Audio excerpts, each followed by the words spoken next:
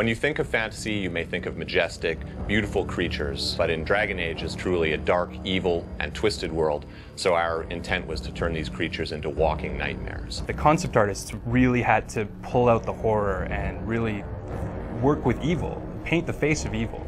The mages had sought to usurp heaven, but instead, they destroyed it. They were cast out, twisted and cursed by their own corruption. They returned as monsters, the first of the Darkspawn. As a concept artist, we really have two jobs. One is to build the blueprints and lay the foundation in order to actually build the things that go into creating a world. The second is to inspire the team, to create the images that really get everyone pumped up. On Dragon Age, the level of detail in each concept is staggering. Each one is a piece of art unto itself. One great example is the work of Sung Kim. The level of love he puts into this stuff is impressive.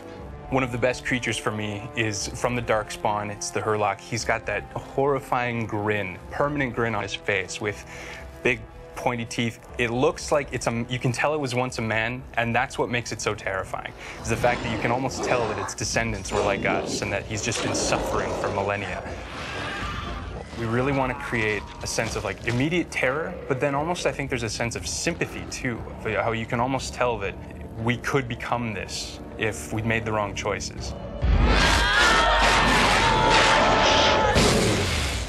There's over 30 races of monsters and demons. The Dragon Age art team has been working hard on these characters for several years. There's a lot of different people and a lot of different departments that actually work on one character. It'll go from design into concepting. Because it's very time-consuming to make it, we have to make sure we get it right on paper first, and important creatures may receive half a dozen iterations before we commit to building it.